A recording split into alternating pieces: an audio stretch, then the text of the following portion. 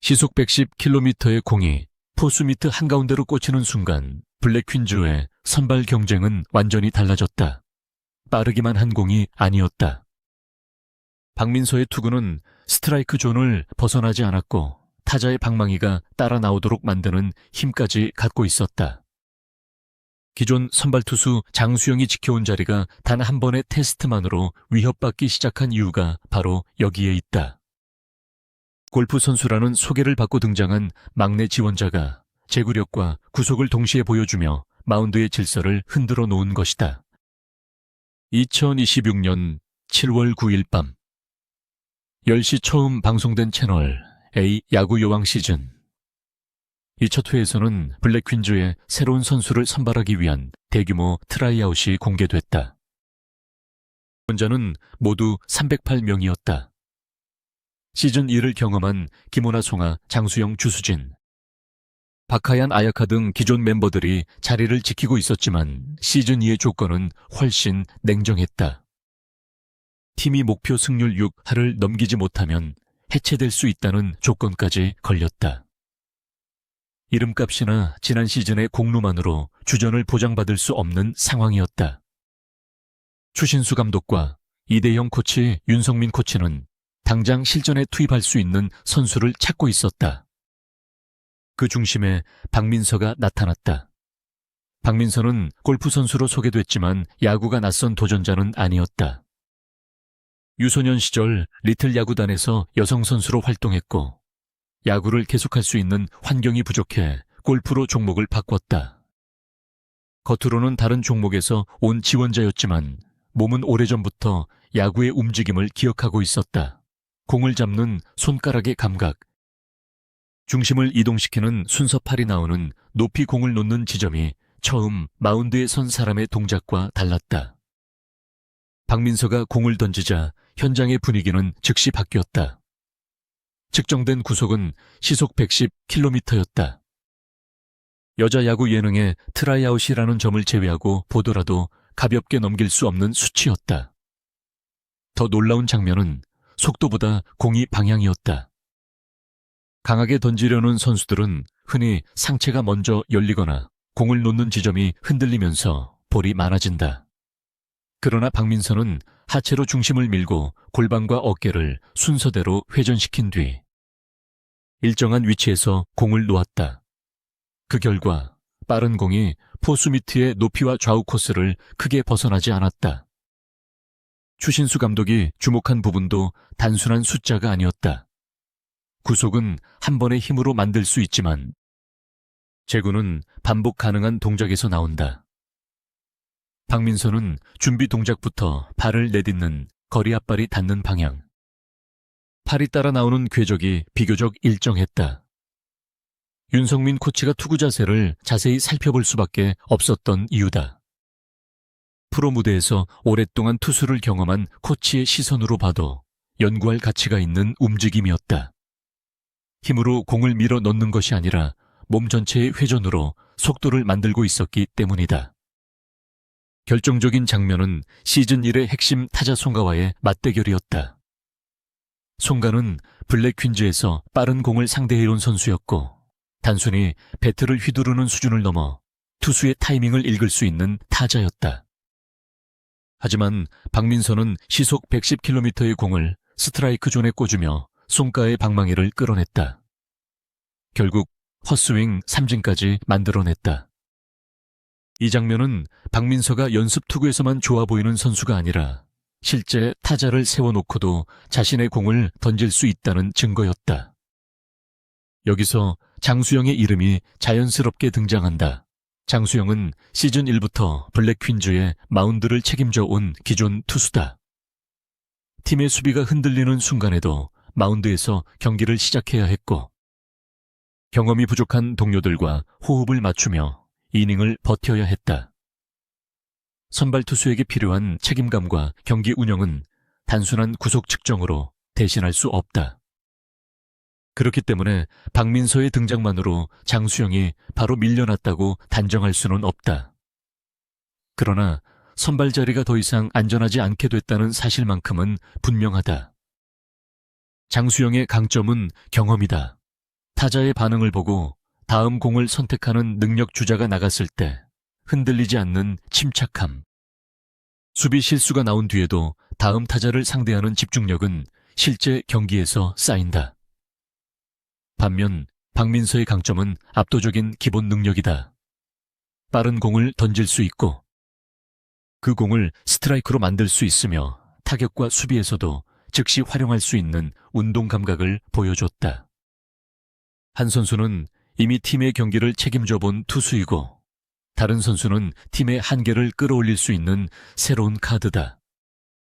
특히 박민서의 골프 경험은 투구와 예상보다 깊게 연결된다. 골프 스윙은 하체가 먼저 버티고 골반이 회전한 뒤 상체와 팔이 따라와야 강한 임팩트를 만들 수 있다. 투구 역시 하체에서 시작한 힘을 몸통과 어깨팔, 손끝으로 전달해야 한다. 두 동작은 사용하는 도구와 목표가 다르지만 중심축을 유지하고 회전력을 순서대로 전달한다는 점에서는 닮아있다. 박민서가 긴 공백 뒤에도 빠른 공을 던질 수 있었던 배경에는 어린 시절의 야구 경험과 골프를 통해 다져진 회전 능력이 함께 작용했을 가능성이 크다. 박민서의 진짜 무기는 구속 하나가 아니다. 투수로만 평가받았다면 시속 110km라는 숫자가 가장 먼저 보였을 것이다. 그러나 그는 송구와 수비에서도 안정감을 보였고 타격 테스트에서도 강한 타구를 만들어냈다. 윤성민 코치가 던지는 공에도 과감하게 배트를 냈고 야구 감각을 숨기지 않았다. 감독 입장에서는 선발투수, 구원투수, 내야수, 중심 타자까지 여러 가능성을 동시에 검토할 수 있는 선수다. 한 경기에서 사용할 수 있는 선택지가 많아질수록 팀의 전술은 넓어진다. 트라이아웃에 당초 선발 계획은 3명이었지만 현장에서 뛰어난 지원자들이 연이어 등장하면서 최종 합격자는 5명으로 늘어났다. 박민서와 함께 송민지, 김세현, 김나영, 최혜빈이 새 유니폼을 입었다. 308명의 지원자 가운데 살아남은 5명이라는 숫자는 경쟁의 강도를 보여준다.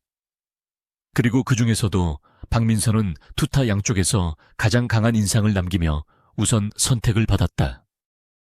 단순히 화제성을 위한 합격이 아니라 블랙 퀸즈의 경기력을 즉시 바꿀 수 있다는 판단이 작용한 결과였다. 2026년 7월 16일 방송된 시즌. 이 두 번째 회에서는 박민서의 가능성이 실제 개막전으로 이어졌다. 트라이아웃에서 구속을 증명한 막내가 마운드에 올라 첫 공부터 스트라이크 존을 공략했다. 긴장할 수밖에 없는 대비 상황에서도 투구 폼이 크게 무너지지 않았고 포수 미트를 향해 빠른 공을 던졌다. 테스트장에서 좋은 모습을 보인 선수가 관중과 동료, 상대 타자가 있는 경기에서도 같은 동작을 반복했다는 점은 중요하다. 연습과 실전의 차이를 견딜 수 있어야 진짜 투수 경쟁이 시작되기 때문이다. 이 순간부터 장수영에게도 새로운 과제가 생겼다.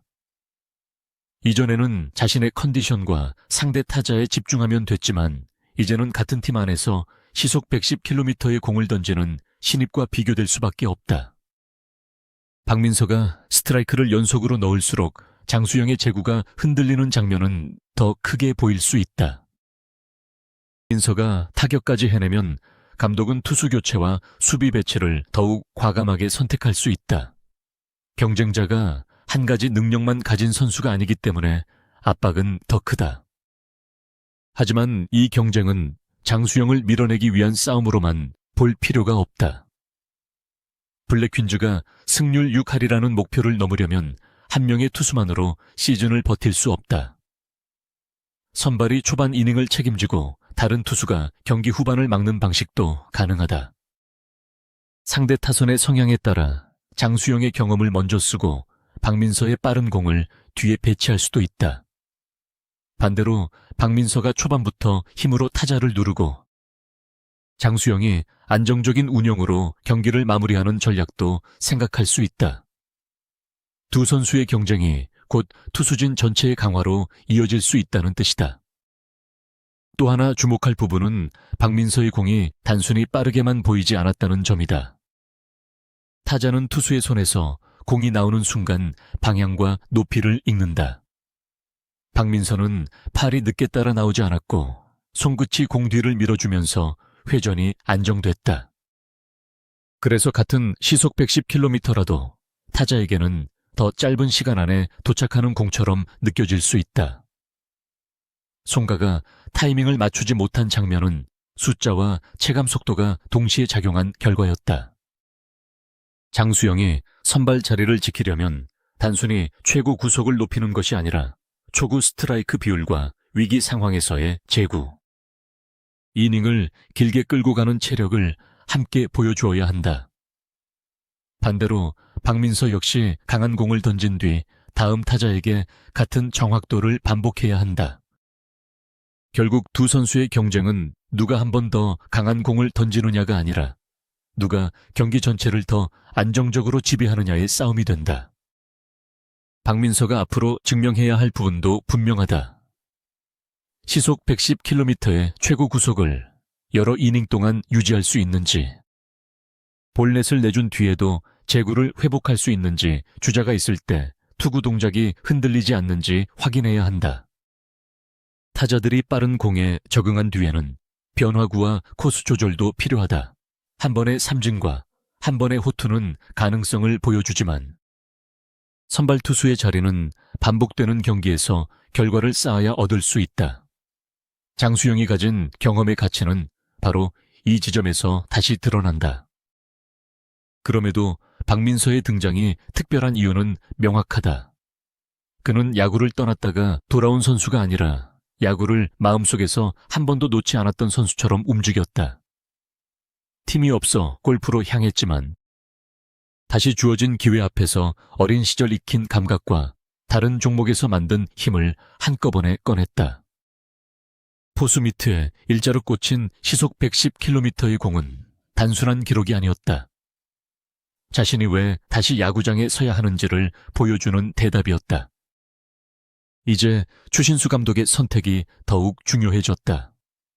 장수영의 경험을 중심으로 기존 체제를 유지할 것인지, 박민서에게 더 많은 이닝을 맡기며 세대 교체를 시작할 것인지, 두 선수를 함께 활용해 새로운 투수 운영을 만들 것인지 결정해야 한다. 어느 쪽을 선택하더라도 이전과 같은 고정된 선발 구도는 유지되기 어렵다. 박민서가 한 번 더 스트라이크를 꽂을 때마다 경쟁은 더 선명해지고 장수영 역시 자신의 자리를 지키기 위해 더 강한 공을 던져야 한다. 결국 박민서가 흔든 것은 장수영 한 사람의 자리만이 아니다. 그는 308명이 모인 트라이아웃의 기준을 바꿨고 기존 멤버들에게 과거의 성과만으로는 살아남을 수 없다는 신호를 보냈다. 동시에 블랙퀸즈에게는 승률 6할을 현실로 만들 수 있는 새로운 가능성을 열었다. 제구력과 속력 타격과 수비까지 갖춘 골프 선수의 등장은 우연한 화제가 아니다. 시속 110km의 첫 충격이 반복되는 실전 결과로 이어진다면 블랙퀸즈의 새로운 선발 투수 이름은 생각보다 빠르게 박민서로 바뀔 수 있다.